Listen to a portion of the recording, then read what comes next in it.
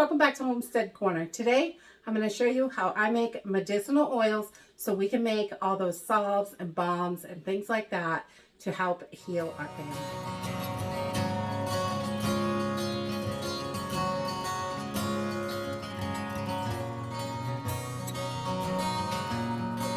I'm going to be showing you how to make a medicinal oil. So when you see those recipes to make salves and balms and things like that, like a comfrey salve, anything like that, you need to make the oil with the plant matter. So today I'm going to show you how to make this, and there are a million different kinds, but it's one simple, easy way to do it. It's not really complicated at all. It seems like it's complicated to extract those nutrients from the plant matter, but it really isn't. It's really quite simple, and it takes a little bit of time is the only thing.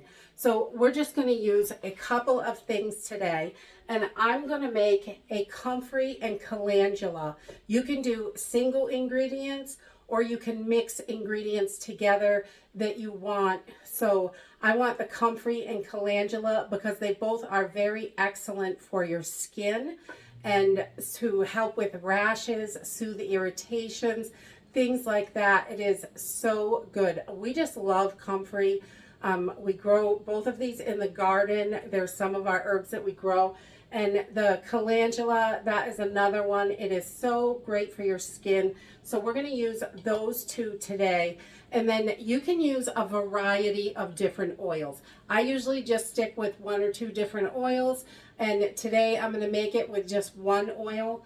That's how I normally do it. But you can use different oils for different applications, or if you have a favorite oil, just use that one. I know a lot of people swear by coconut oil, but that is not my favorite. We use it for some things, but not a lot of things.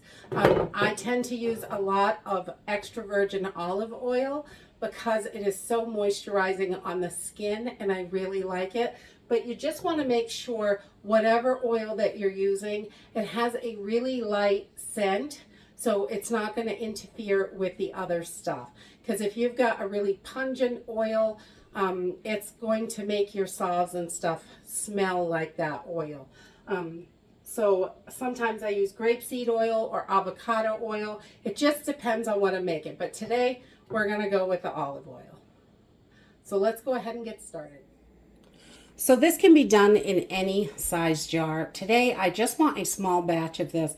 So I'm going to use an 8-ounce jar. But we love this for a skin salve for irritants and rashes and all sorts of stuff. We just love it.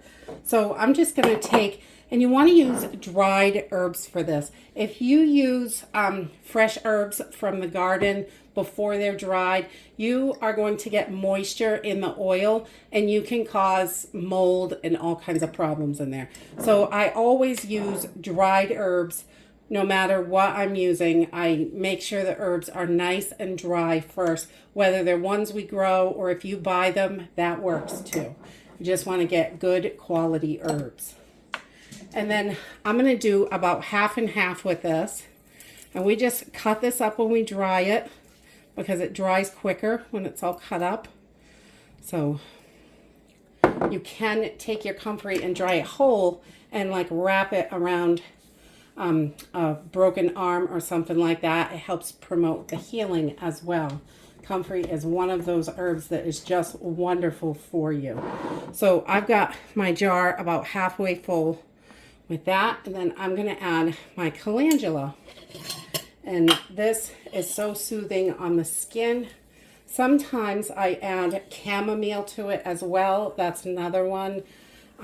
Sometimes lavender. That is another great one. They all are really good.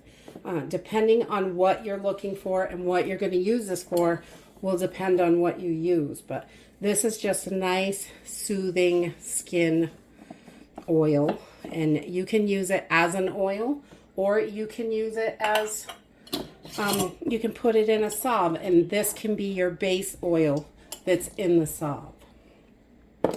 So really, it's as simple as it looks.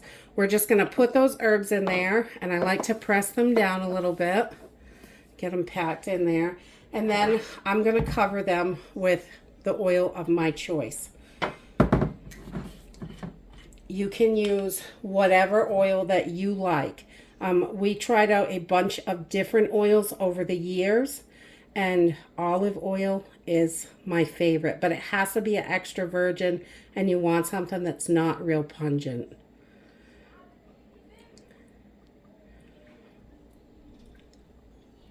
So we just want to make sure everything is covered in here. So I just pour it in. We're going to let that seep down through. We can mix it a little bit if we want to. But we just want to make sure that everything is covered in that oil. So you can see it seeping down, but we want to get it right down there, all the way to the bottom. And it's okay if your herbs mix together. Does not matter. Not at all. They're going to be mixed around anyway. All right. I'm going to add a little bit more oil to this. And of course, you want to make sure your jars are super clean, your hands are super clean, everything that you're using. Make sure everything is nice and clean so it doesn't get anything weird in there. And then we're just going to push that back in. And we like to make sure it's all under the oil. If it's pressed in, it stays down a little bit. So you can still see some air bubbles coming up here. I'm going to let that sink right in. Okay, so once we have everything in there, that is it, really. I'm just going to label this so I know what's in here. It's calendula and comfrey. And today is what is today? 2/16, maybe? 23. All right, so, and then we're going to put our cover on this. And I like to give it a little shake. And I take this and I put it in a cabinet in the kitchen cabinet where it's just room temperature. You don't want any sunlight on this. You can put this in a paper bag in a nice sunny window, but you want to cover it up so it doesn't get any sunlight, because the sunlight degrades everything in there.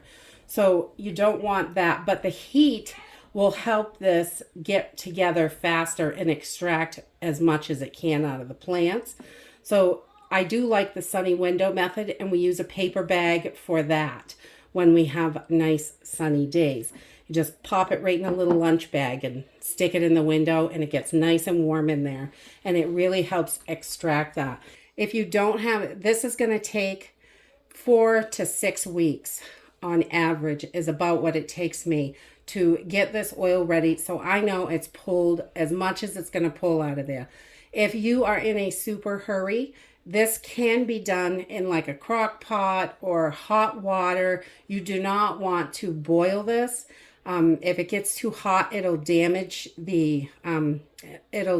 all the properties in it, and you really don't want that. You want to be careful with that. You want to, if you have to heat it up, you want to do it slowly and on a really low setting, like warm, I think people do in their crock pots.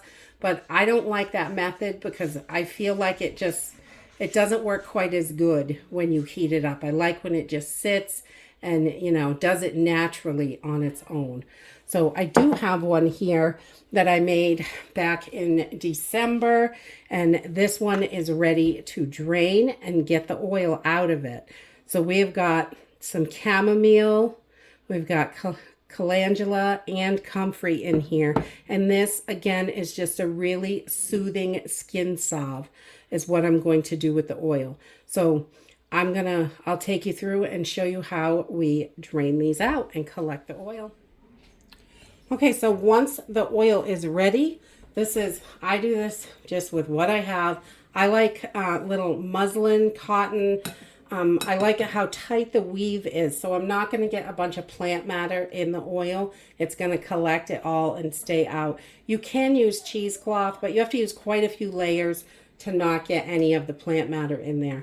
So I've just got a clean bowl, a little fine mesh strainer because it just sits in there easy.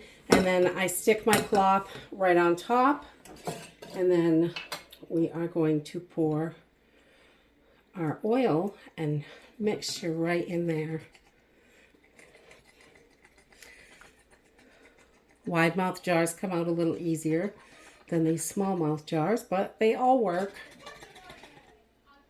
And you can do this in any size jar. It can be a quart or a half gallon, or you could do it in 4-ounce jars. It depends on what you're needing and how much you use it. I mean, if you're making salves to sell salves, if you're doing that, then definitely go bigger.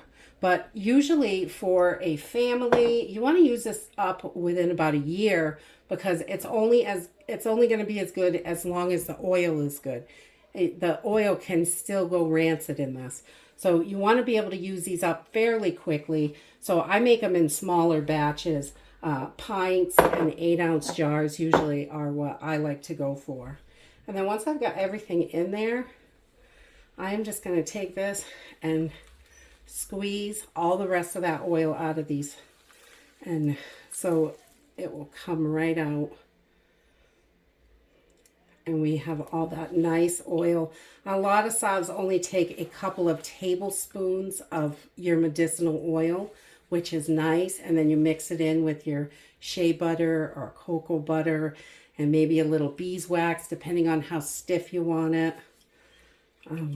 It's really so simple and easy to do. You just want to squeeze as much as we can out of there. We don't want to waste any of that goodness. Really, making your own medicinal oils is simple, easy.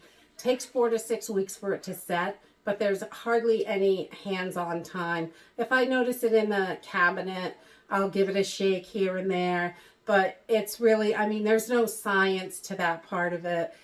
You don't have to shake it every single day. But I do give it a shake here and there when I notice it. But 1 pint gives me about 8 ounces, and this is going to make a ton of stuff.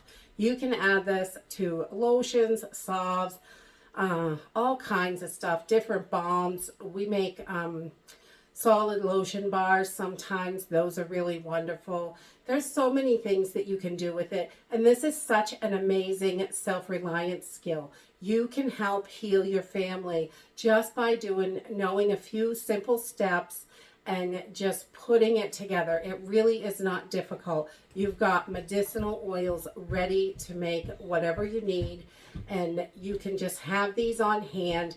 We like to make them in small batches because really, when I make a salve out of this, it's only a couple, 2 or 3 tablespoons, and that's going to make a nice big salve. So I can use this for quite a few times, but I want to use it up in that year and a half, just to make sure that that oil doesn't go bad. I want to use it up.